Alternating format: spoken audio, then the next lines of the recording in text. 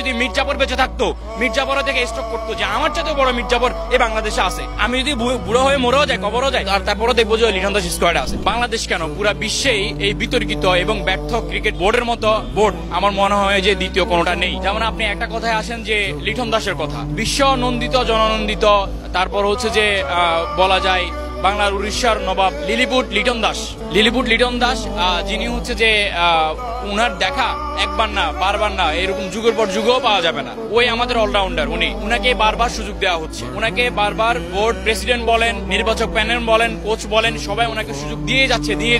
যার কোনো মানে কেন দিয়ে যাচ্ছে এটা আমার আসলে পার্সোনালি বোধগম্য নয়। আমি জানি না আসলে কেন দিয়ে যাচ্ছে, এটা আমি না 17-18 কোটি বাঙালিও জানে না ওনাকে এত সুযোগ কেন দেওয়া হচ্ছে। লিটন দাস তো আমার মনে হয় যে আমি বুড়ো হয়ে গেল, লিটন দাস তখন স্কোয়াডে থাকবে।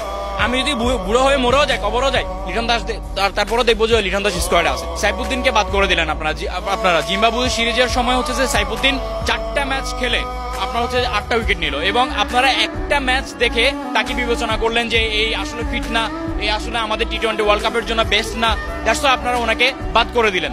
কিন্তু আসলে আপনি সাইফুদ্দিনের প্রিভিয়াস হিস্টোরিগুলো দেখেন, যেমন বিপিএল এ সাইফুদ্দিন কিন্তু একজন অলরাউন্ডার হিসেবে কাজ করলো এবং ভালো বোলার হিসেবে সে কাজ করতে পারছে, এবং মানে সুনামের সহিত সে বিপিএল এর যে দলে ছিল সে দলে ভালো কৃতিত্ব অর্জন করছে।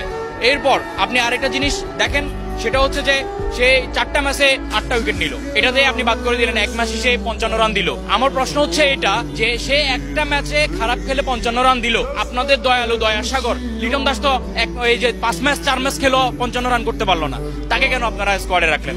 এরপরে আসেন মিরাজের কথা। আমরা সবসময় বলি যে মিরাজ হয়তো বা আমাদের সেকেন্ড সাকিব আল হাসান হবে, বিশ্বসেরা অলরাউন্ডার হবে মিরাজ। এই মিরাজের অবদান আপনারা কেন ভুলে গেলেন? আমার কাছে মনে হচ্ছে যে আজকে যদি মির্জাপুর বেঁচে থাকতো, মির্জাপুর থেকে স্টক করতো যে আমার চাইতে বড় মির্জাপুর এই বাংলাদেশে আছে। দ্যাট মিনস এই জন্যই বলতেছি, কারণ মিরাজের যে অবদান ছিল বাংলাদেশ ক্রিকেটের প্রতি, যে পিছনে তার যে অবদান ছিল, যেমন আপনি চিন্তা করেন ভারতকে আমরা হারাইতে পারি না, ভারতকে কোনোভাবে আমরা সিরিজ হারাইতে পারি না, এমন কোনো রেকর্ড আমাদের নাই, কিন্তু সেই রেকর্ড মানে মিরাজের মাধ্যমে আমরা করতে পারলাম। যেমন এই যে মিরপুর স্টেডিয়ামে সেদিন সে শতক হাঁকাইলো ভারতের বিপক্ষে, এবং হাজারো ভক্ত দেখে কান্না করে দিল স্টেডিয়ামে তার এই যে কৃতিত্ব, এই যে অর্জনটা দেখে। তখনই আমরা ভাবছিলাম যে এই মিরাজ হয়তো আমাদের একদিন বিশ্বসেরা অলরাউন্ডার সাকিবের মতো হবে, কিন্তু সেই মিরাজের সাথে আপনারা করলেন মির্জাপুরি। তাহলে আপনাদেরকে বলতেই হয় যে যদি আমাদের এই যে মির্জাপুর বেঁচে থাকতো, সেও মেবি স্টক করতো আপনাদের এইসব কাহিনী দেখে। আমি হাত জোর করে মাপ চাচ্ছি নান্নু সাহেবের কাছে, ভাই আপনারে নিয়ে এতদিন যা বলছি, আপনি ব্যর্থ নির্বাচক, আপনি এই সেই, আপনার 14 গোষ্ঠী উদ্ধার করে ফেলছি আমরা হাজারো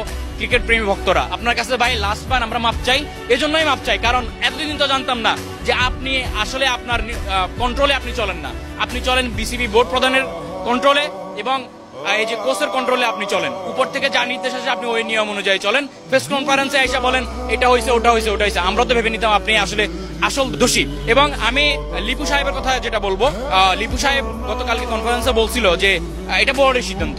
তার মানে হচ্ছে যে আমরা লিপু সাহেবকেও দেখতেছি যে সেকেন্ড নান্নু সাহেব হিসেবে লিপু সাহেবের কয়েকদিন পরে বিচরণ হবে।